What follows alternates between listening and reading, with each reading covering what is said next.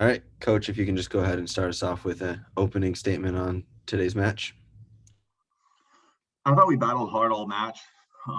It stinks. I don't know what would have happened, but I don't feel like we put our best foot forward. I feel like the effort was there.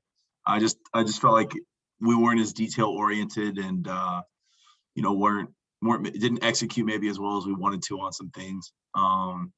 Part of that's Purdue is really, really good and forced us to make adjustments we didn't want to make.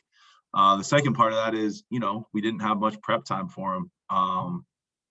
We spent our most of our time getting ready for UCF and spent last night was a late night for the coaching staff trying to figure out Purdue. We and honestly we just didn't have an answer for Caitlin Newton. I mean, that was kind of the end all be all that right there. You held Purdue to hitting where is it 212 here, which is actually the lowest they've hit in a win all season for them. So the defense was still firing, not necessarily maybe on all cylinders, but was still holding their own in this match. Did you like what you saw from your defensive effort today? I thought our floor defense was pretty solid. I didn't think we were as good at the net as we were yesterday. I just felt like they got some balls off our, we still blocked 8 balls, or we blocked. Let me see. I'm looking at Purdue. We blocked 6. I mean, I felt like they got some free swings that we weren't giving up yesterday. Again, a lot of that's their offense and the fact that they're, ranked number 7 in this tournament. But some of it was I don't think we lined up real well, and I just didn't think we were as detail oriented today as we were yesterday.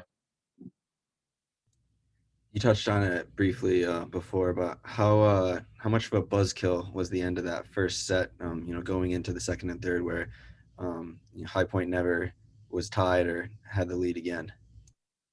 I think that was the match for us. I think if we win that, I'm not saying that we go on to win. I don't know what happens, but I think if we win that set, we continue to battle and kind of have a better mental makeup. I thought once we lost that set, we kind of, it was just tough to get the win back in our sails there. I thought there were spurts where we had it and kind of I thought towards the end of the second set, we got on a nice little kind of run, and then it didn't transfer over much to the third. I don't know what happens if we win it, but it definitely took the wind out of our sails to not to lose it. It looked like it not only took the wind out of the team sails, but also kind of the crowd, and they played such a big part early in that first set and played a huge part in yesterday's win. What was it like to kind of have that first? I guess the last 2 matches of the regular season, we had some fans in the building, but to really have that kind of following in a smaller environment like today's and yesterday's match.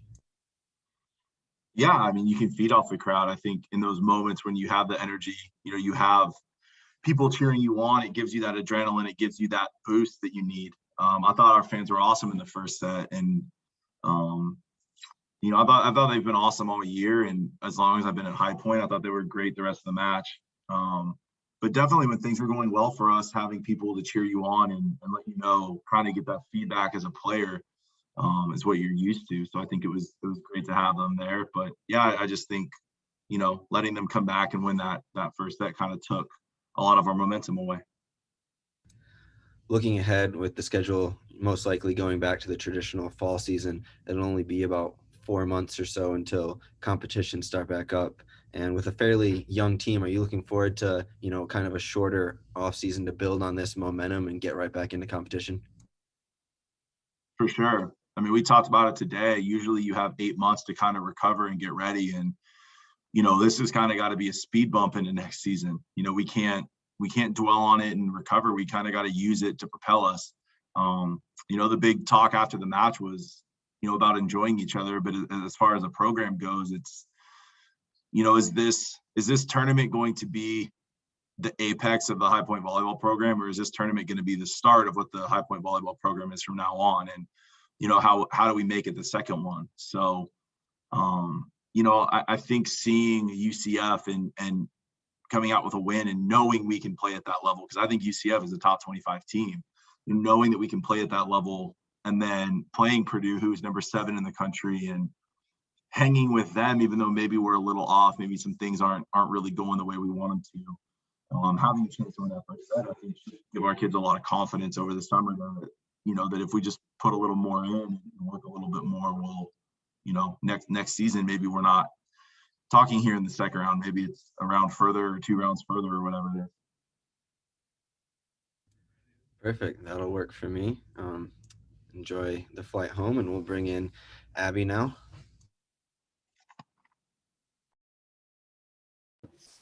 Filter on me. Okay. All right, Abby, same thing as yesterday and with Coach Meek. Why don't you just start off on an opening statement after today's match? Well, it was obviously okay. I got this.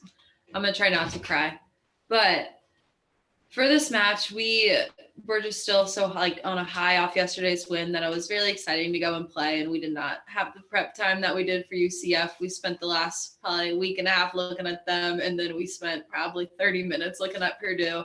And I think that would have helped a lot for us to understand them more. But I was just very proud of all the effort and hustle that the team gave in for the entire match, and obviously didn't go our way, but still proud of everything in this whole entire season. It's not going to change what we did. 18 digs in today's match, 36 digs in yesterday's match, averaging more than 6 digs per set in both games of the NCAA tournament. Quite the end to what could be the end of your High Point career here. Just talk about these last 2 matches and how you had, 2 of the best matches all season.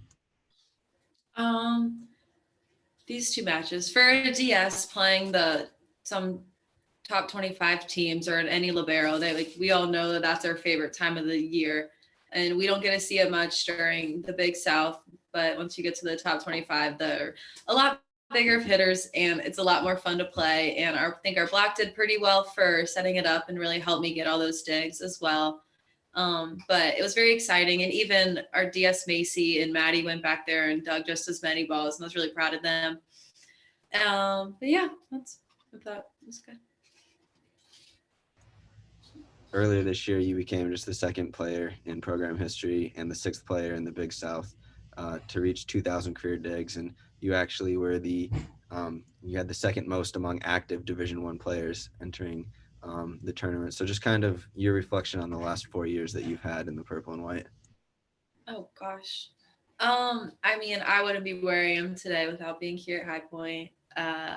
All the coaches have helped me so much to get better, and even being in a gym with such good hitters, I think that has really helped me get better, because every single day I'm digging against really great players who really challenge me every single day, and hopefully I've helped make them better too, having it a little harder to get a kill. But these past 4 years have been awesome, and I wouldn't change it for anything.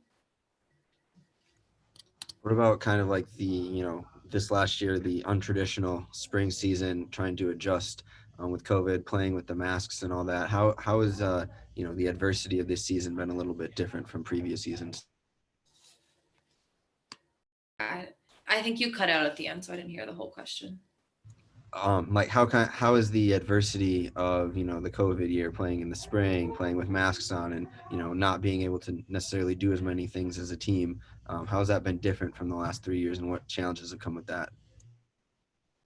Well, I have mainly looked at this and try to find all the bright sides of it. One, I think since we could really only see each other, not have any outside contact with other players, other teams, or other friends, that we have become such a closer team. And every single time we hang out, it has to be with each other. We can't be with others. So I think that has helped us a lot and really grown our connection as a whole. And then the masks have made our cardio get a lot better. So I think we've done a lot better with that.